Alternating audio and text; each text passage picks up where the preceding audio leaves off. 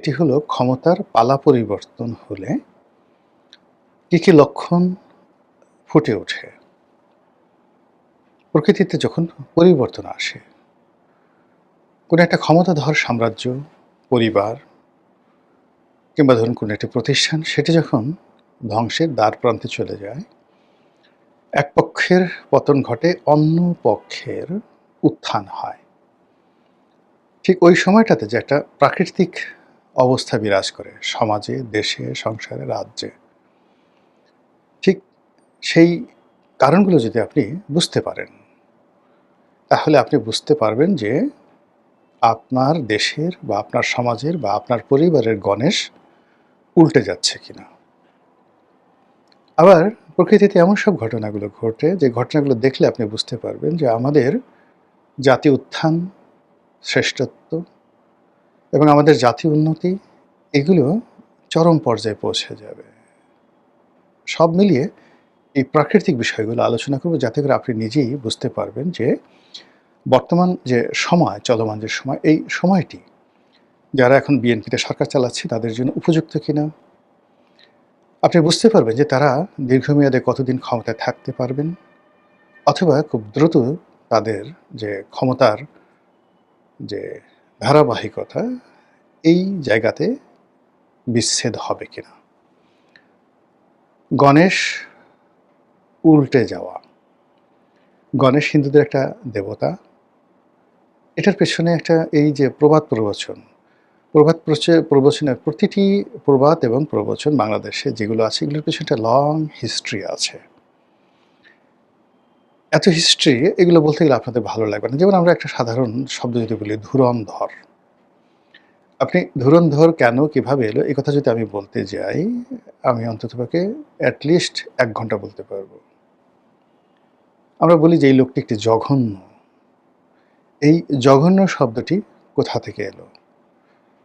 সেখানে জঘন, জ-ঘ-ন, জঘন কিংবা জঙ্ঘা। তো জঙ্ঘা, জঘন্য এবং জঘন এর সঙ্গে আমরা যে একজন ব্যক্তিকে বলি এই লোকটি একটি জঘন্য মানুষ, এটার সম্পর্কটা কি?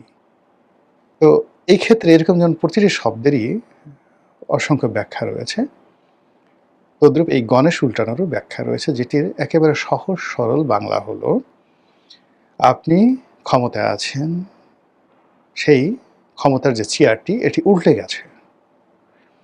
আপনি একটা ভালো ব্যবসা-বাণিজ্য করছেন, ব্যবসার যে অপরচুনিটিসগুলো আছে সেগুলো বন্ধ হয়ে গেছে।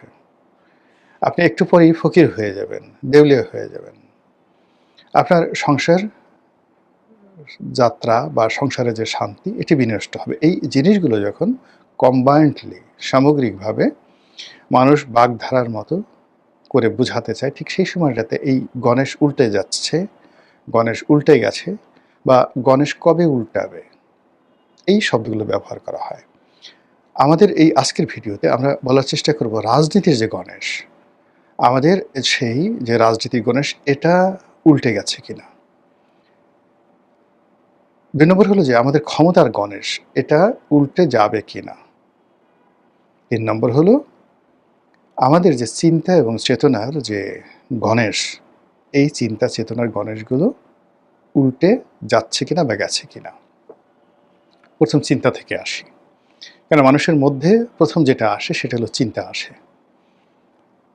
তারপরে চিন্তা থেকে মানুষের বুদ্ধি আসে।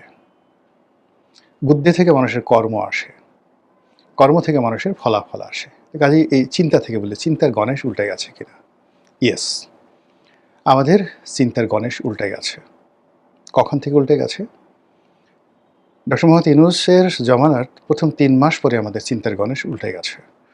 আমরা এনসিপি সম্পর্কে, তারপর বিএনপি সম্পর্কে, জামাত সম্পর্কে, ডক্টর মোহাম্মদ ইউনূস সম্পর্কে, আমেরিকা সম্পর্কে যে সকল চিন্তা করতাম, যে সকল ইতিবাচক ভাবনা ছিল, সেই প্রায় সব কিছু উল্টে গেছে এবং এটি ক্রমশ ওলটপালট হচ্ছে, স্থির থাকছে না। গত ২ বছরে আমাদের এই চিন্তার যে গণেশ, এই চিন্তার গণেশ অন্তত ২ বছরে প্রতি মাসে ৩০ বার করে হলে ২৪ × ৩০ তাহলে কতবার হয়? ৩ চব্বিশে ৭২, ৭২০ বার। আমাদের এই আরও ৭,২০০ বার, মানে ২৪ ইন্টু ৩০, ২৪ মাস। তো ২৪ মাসে প্রতি মাসে মানে যদি পাল্টে থাকে তাহলে ৭২০ বার পাল্টে গেছে। আর যদি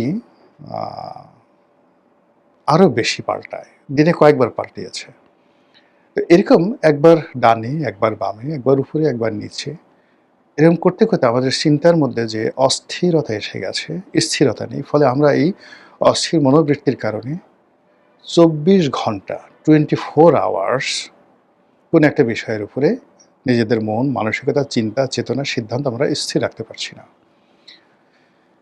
আমাদের মনে হয়েছে ডক্টর মোহাম্মদ ইউনূস ভালো, আবার একটু পরে মনে হলো খারাপ। এবং আমাদের মনে হয়েছে জামাত ভালো, সৎ মানুষ করবে, তারা ভালো করতে পারে, একবার চেষ্টা করে দেখি। একটু পরে মনে হয়েছে আবার খারাপ। আবার মনে হয়েছে এনসিপি ভালো, আবার মনে হয়েছে চরমোনাই ভালো, আবার মনে হয়েছে না তারেক রহমান সাহেব ভালো, বিএনপি ভালো, সালাউদ্দিন সাহেব ভালো, আবার মনে হচ্ছে না না যেই লাউ সেই কদু। এই যে অস্থিরতা, ইট মিনস আমাদের চিন্তার যে গণেশ সেটা উল্টে গেছে। অন্যদিকে যদি আপনি রিভার্স ধরেন, যারা আমাদেরকে ১৭ বছর শাসন করেছে, আওয়ামী লীগ খুব খারাপ, শেখ হাসিনা খুব খারাপ, দেশে টাকা পাচার করেছে, এই বিষয়গুলো খুব জনপ্রিয় ছিল।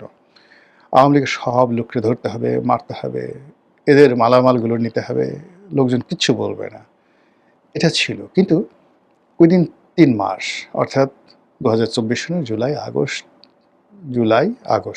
আগস্টে গেল, সেপ্টেম্বর, অক্টোবর, নভেম্বর থেকে আমাদের চিন্তার গণেশ উল্টাতে থাকলো এবং আওয়ামী লীগের প্রতি সহানুভূতিশীল হতে হতে হতে হতে এখন আওয়ামী লীগের জনপ্রিয়তা যে কোন পর্যায়ে আছে, আরশের মালিক আল্লাহ ছাড়া আর কেউ জানে না।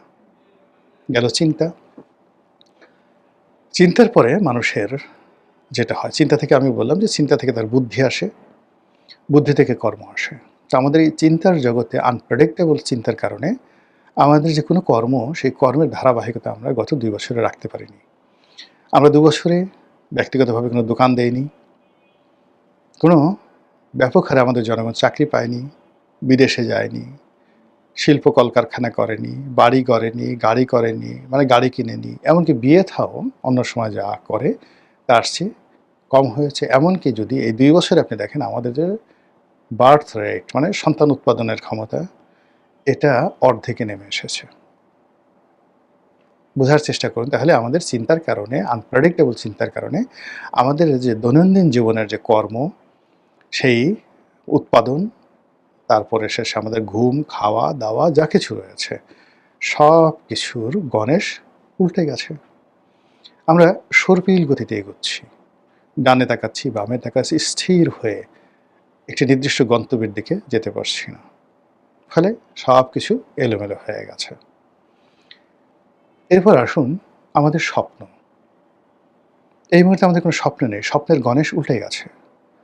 আমরা ঠিক স্বপ্ন দেখতে পারছি না যে একটি স্বনির্ভর বাংলাদেশ তৈরি হবে, সেই বাংলাদেশে রাজনৈতিক দলগুলো নেতৃত্বে থাকবে, সেটা তারেক রহমান সাহেব হোক, সেটা জামাতের সভাপতি হোক, কিংবা সেটা অন্য যে কেউ। ইভেন অনেকে সেনা শাসনের কথা বলেন, সেটা জেনারেল ওয়াকারুজ্জামান বা অন্য কোনো জেনারেল আসুক, তারা সামরিক বাহিনীর মাধ্যমে দেশকে সেই অতীতের এরশাদের মতো করে শাসন করবে। এরকম কোনো একটা চিন্তাতে, কোনো একটা পরিকল্পনাতে, কোনো একটা স্বপ্নে আমরা বিভোর হয়ে ২৪ ঘন্টা স্থির থাকতে পারছি না। এমনকি নিজের ঘরের মধ্যে আমরা যে সকল চিন্তা করছি, সেই চিন্তার সমমনা একজন সিঙ্গেল লোককে আমরা পাচ্ছি না। সবাই বিচ্ছিন্নভাবে যার যার মতো ছুটছে। এরপর আসুন রাজনৈতিক দলগুলো। ধীরে ধীরে আমরা আসছি ক্ষমতার প্রেক্ষাপটে। রাজনৈতিক দলগুলো অনেকটা, ধরুন আপনি কি বলবো, আপনি একটা চৌবাচ্চার মধ্যে ছিলেন, বিশাল একটা চৌবাচ্চা বা একটা পুকুরের মধ্যে ছিলেন। বিএনপি, আওয়ামী লীগ, জামাত সবগুলো একটা নির্দিষ্ট সীমার মধ্যে রাজনীতি করতো এবং সেখান থেকে পুকুরের পানিগুলো ফেলে দেওয়া হয়েছে, অথবা সেখান থেকে আওয়ামী লীগ নামক যে মাছগুলো, রুই কাতলা, সব তুলে নেওয়া হয়েছে। রুই কাতলা, বোয়াল, পাঙ্গাস সব তুলে নেওয়া হয়েছে, কালীবাউস, শোল, গজার যা যা আছে। এখন আওয়ামী লীগের সেই যে রুই কাতলাদের ভয়ে, যারা, মানে আপনি জানেন যে এক বড় মাছ ছোটো মাছকে খেয়ে ফেলে, ট্যাংরা, পুঁটি, কই, থেকে শুরু করে অন্য যে সকল ছোট, ছোট মাছ যারা কাদার মধ্যে লুকিয়ে থাকে। তো এই মাছগুলো চলে যাওয়ার কারণে এই সমস্ত মাছগুলো মানে ছোট, ছোট মাছগুলো কাদার মধ্যে থেকে বের হয়ে এসেছে। এখন বাইম মাছ সে গোকরা সাপের মতো ফনা ধরেছে। কুচিয়া সে ভাব দেখাচ্ছে, সে অজগর হয়ে গেছে। ট্যাংরা সে ভাব দেখাচ্ছে, সে যেন আইড় মাছ হয়ে গেছে। পাবদা মাছ সে বোয়ালের মতো ভাব নিয়ে হা করছে। পুঁটি মাছ সে রুই কাতলার মতো হা করছে। তো এরকম একটা পরিবেশ পরিস্থিতি আমাদের এই সমাজের যে রাজনৈতিক অঙ্গন, সেই রাজনৈতিক অঙ্গনে আমরা প্রতিনিয়ত দেখতে পাচ্ছি। যে যা নয় সে সেই জিনিসটি পারফর্ম করার জন্য চেষ্টা করছেন। এরপর যেটি হচ্ছে সেটি হলো মানুষের মনোজগতে শ্রদ্ধা জাগানোর জন্যে যে একটা ন্যাচারাল লিডারশিপ কোয়ালিটি লাগে, এই ন্যাচারাল লিডারশিপ কোয়ালিটি আমরা এখন কারো মধ্যে দেখতে পাচ্ছি না। মনে হচ্ছে সব কিছু চাপিয়ে দেওয়া, মনে হচ্ছে সব কিছু সাজানো গোছানো পরিকল্পিত। কেউ হয়তো পেছন দিক থেকে সুতো টানছে, কেউ হয়তো পেছন দিক থেকে শিখিয়ে দিচ্ছে ডায়ালগ, বলো বাংলা বিহার উড়িষ্যার নবাব, কেউ বলল যে আমি মোহনলাল। এরকম মানে এই রাজনীতির অঙ্গনে যে ভাষাগুলো ব্যবহৃত হচ্ছে, যে ঘটনাগুলো দেখা হচ্ছে, মনে হচ্ছে একটি রঙ্গমঞ্চ, যেটির জন্য একটা নির্দিষ্ট ডায়ালগ আছে, পাত্রপাত্রী আছে, এই কাজ করবে, এরকম একটা দৃশ্য আমাদের মনে হচ্ছে। আর এই মনে থাকার ফলে আমাদের যা হয়, সারা রাত জেগে আমরা যাত্রা গান দেখি, নাটক দেখি, সিনেমা দেখি। আর ওখান থেকে বের হয়ে আসার পর মুহূর্তের মধ্যে আমরা ভুলে যাই এবং আমরা আমাদের জীবনযুদ্ধে ঝাঁপিয়ে পড়ি। তো আমাদের এই রাজনৈতিক অঙ্গনে প্রায় প্রতিদিনই যা কিছু ঘটছে আমরা যখন দেখছি, বিমোহিত হচ্ছি, বিরহ বেদনায় কাতরাচ্ছি, কখনো রাগ হচ্ছি, বিরক্ত হচ্ছি, কখনো ক্ষেপে যাচ্ছি। আবার সেই দৃশ্যের বাইরে এসে জীবন যুদ্ধের যে সকল উপকরণ রয়েছে সেগুলো দ্বারা মারাত্মকভাবে আমরা ক্ষতিগ্রস্ত হচ্ছি। এই হলো রাজনৈতিক অঙ্গন। ক্ষমতার একটা সার্বভৌমত্ব থাকে, ক্ষমতার একটা প্রাকৃতিক বৈশিষ্ট্য থাকে। ক্ষমতাবানরা কখনো ক্ষমতা দেখিয়ে, ক্ষমতা প্রয়োগ করে নিজেদেরকে জীবনে কখনো ক্ষমতাধর প্রমাণ করতে পারেনি। এটা একটা প্রাকৃতিক বৈশিষ্ট্য। যেমন ধরুন একটা বাঘ, একটা গোকরা সাপ, একটি সিংহ, একটি জিরাফ, একটি হাতি। এদের আকার, আকৃতি, শারীরিক গঠন, হুঙ্কার সব কিছু দেখেই